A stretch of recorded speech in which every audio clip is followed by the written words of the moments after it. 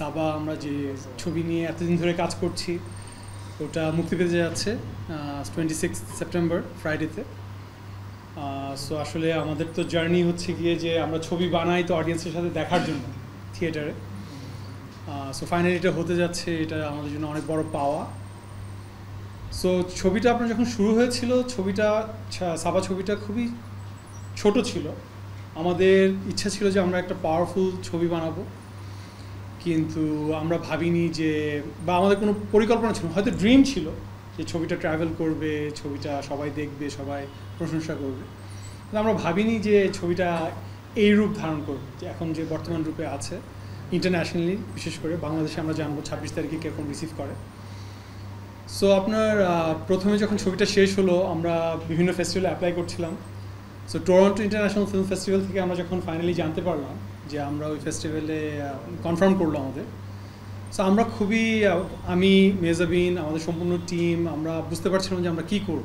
কারণ আমরা আসলে একেবারেই আশা করিনি যে বিগ 5 ফিল্ম ফেস্টিভ্যালে আমাদের প্রথম ছবি যাবে, যেখানে ডিসকভারি সেকশনে Christopher Nolan, Alfonso Cuaron, Barry Jenkins, আরও অনেক ডিরেক্টরের ফার্স্ট সিনেমা দেখানো হয়েছে। সো টরন্টো ইন্টারন্যাশনাল ফিল্ম ফেস্টিভ্যালে আমাদের একটা টিমের মেজাবিন ট্রাভেল করলো, মোস্তফা মনোয়ার ট্রাভেল করলো, আমি ছিলাম। সো ওখানে আমাদের সব শোই সোল্ড আউট ছিল। আর টরন্টোতে আপনারা সবাই জানেন যে বাংলাদেশি ডায়াসপোরার অনেক মানুষ থাকেন। সো প্রথম শোতে বাংলাদেশিরা বা ডায়াসপোরার মানুষজন কেউ টিকিটই কিনতে পারলো, সব ফরেনার্সরা ছিল। তারা ট্রেমেন্ডাসলি অ্যাপ্রিসিয়েট করলো ছবিটা, তারা ইমোশনালি কানেক্ট করতে পারলো। সেকেন্ড শোতে মনে হয় বাংলাদেশিরা একটা ভালো অংশের বাংলাদেশিরা ছিল, এবং তারাও আপনার কিউএনএ সেশন যেটা হয় ওইটাতে আপনার অনেকে কাঁদছিল, অনেকে আপনার তাদের পার্সোনাল যে স্টোরি তারা যেভাবে রিলেট করেছে, তারা যে ইমোশনাল জার্নিতে গিয়েছিল ওটা আমাদের সাথে শেয়ার করছিল। সো তারপরে আমাদের জন্য ওগুলো খুবই একটা কীরকম একটা আউট অফ বডি এক্সপিরিয়েন্স ছিল, যে আমরা ভাবতে পারছি না যে আমাদের একটা সিনেমা, এরকম একটা ছোট সিনেমা বাংলাদেশ থেকে এরকম একটা বড় ইম্প্যাক্ট গ্লোবাল অডিয়েন্সের উপর, বাংলাদেশি ডায়াসপোরা অডিয়েন্সের উপরে ইমোশনাল একটা ইম্প্যাক্ট তৈরি করতে পারবে। তারপরে আমরা আস্তে আস্তে টরন্টোর পরে বুসান ইন্টারন্যাশনাল ফিল্ম ফেস্টিভ্যালে গেলাম, আমরা রেড সিতে গেলাম, ইন্দোনেশিয়ার অল্টারনেটিভাতে গেলাম, গথেনবার্গ, রেইন ড্যান্স, সিডনি, আরও অনেক ফেস্টিভ্যালে গেলাম, যেগুলো অনেকগুলো আমরা প্রকাশও করিনি, সেগুলো বড়গুলো আমি বললাম। সব জায়গাতেই Osaka, Japan, audience, Bangladeshi diaspora audience প্রচুর এসছে। মেজাবিনের ফ্যান্স যারা, বাংলা সিনেমার ফ্যান্স যারা, বাংলা নাটকের ফ্যান্স যারা, বাংলা টেলিভিশনের ফ্যান্স যারা, প্লাস ইন্টারন্যাশনাল অডিয়েন্স এসছে, এবং আমরা সব জায়গায় ইউনানিমাসলি আসলে এরকম ধরনের স্ট্রং একটা রিয়াকশনই পেয়েছি দেশের বাইরে।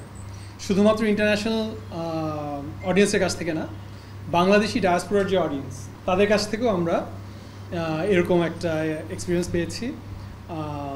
আর অবশ্যই আমি যেটা বলতে চাবো যে দেখা যায় যে অনেক ছবি ট্রাভেল করে না এতটা বেশি, বা ট্রাভেল করলেও এত ভালো ভালো ফেস্টিভ্যালে যায় না।